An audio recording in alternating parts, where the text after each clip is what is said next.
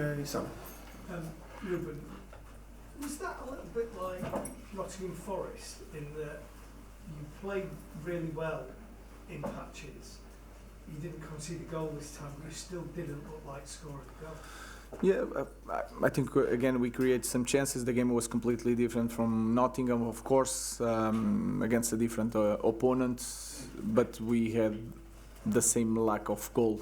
We create situations. Sometimes we did it well, and Ederson was there. So it's really important to score goals to win football matches. Hi Ruben.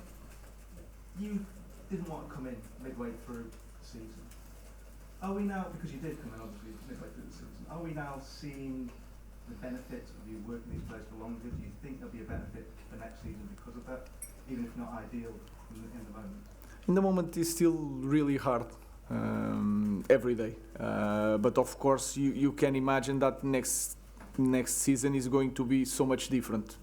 That's why I'm always saying that I'm in the rush. So because we are suffering a lot, everybody here is suffering a lot with all these changes, and we have to show something in the next year. So right away. If not, I have the feeling that all this that is happening in this moment, we are not taking advantage. So I think that is important thing. In the good days, you think like that. It was important to come middle of the season, to work with the players, to improve the players as soon as possible, to start the next season with a better idea what we want. So and today was that day that we play well. Of course, you can feel it in the game. Is not there in the top level, the intensity, but you can also understand the context of both teams in this moment. Hi Ruben, the last two home games now in the league against Arsenal and Manchester City, it's felt like your team's improved as the game has gone on, really.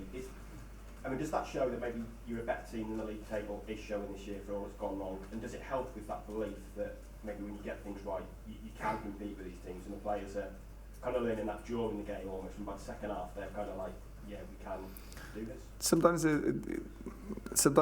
every game has his story. We need to sometimes to give time to the team to understand the game, and then to face the game. If you remember the first games at home, we suffered a goal in the first 10 minutes, and that can change the momentum, can change the way we face the game. The strategy is we have to forget the strategy because we are 1-0 down in the first minutes. I think these players proved. Not just this season, but in the seasons before, then when they are like this, really focused, they can win any game. Laurie. Casemiro wasn't in your team for a period before, but now he seems to be a pretty major feature of it. What does that show for next season? Obviously, he's got 1 year left on his contract. He said he wants to stay, but he's on big wages. How has he come back into your thinking? We need the important thing is that Casemiro he won everything with Real Madrid. He wasn't playing.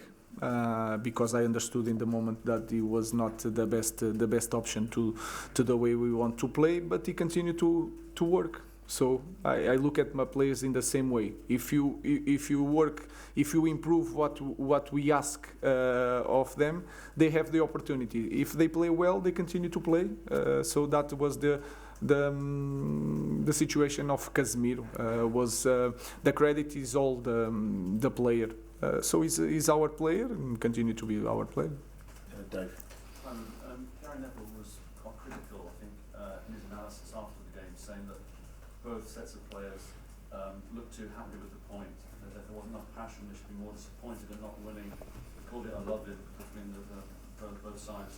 Can you understand that perspective, that derby games should have more passion and more kind of blood and thunder, he said? I understand everything. I understand that Gary Neville is critical about everything, so I understand that part.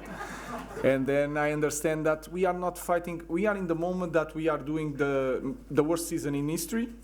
Manchester City won everything in the past. This season is struggling.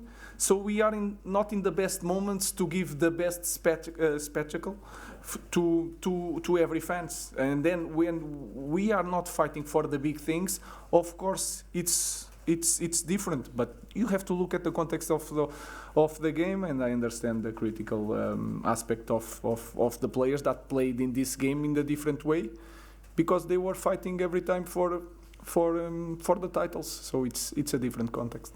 Last question, Rob. Hi, Ruben. I know that you said before that you don't want to be a team that plays in transition but in a low block, but you feel the players are more comfortable playing in that way right now. Pep has been in and said that for the last 9 years he was here that United have always been a transitional team, always played the best way when they play like that. Does that show how tough it is going to be for you to turn it around? You're not just sort of turning around an idea from 1 or 2 seasons, you're talking about sort of a decade of playing like that, and you're just going to turn it around and play more on the front foot. That I can say that we want to be competitive in the short space of time. But to do that, to be really dominant against any opponent, is going to take a lot of time. That I can say. So we have to use different weapons of playing a different style when we face different opponents. And in that way of playing, City is maybe the best team in the world, and they are doing, like you said, for a while. But the important thing is that if you compare this game against the Arsenal, we had some moments that we did the same a little bit to City, and against Arsenal we didn't do. Was clearly transitions. Today was a little bit different. So it's we are improving, but to play in this way that they play for many years is going to take a long time.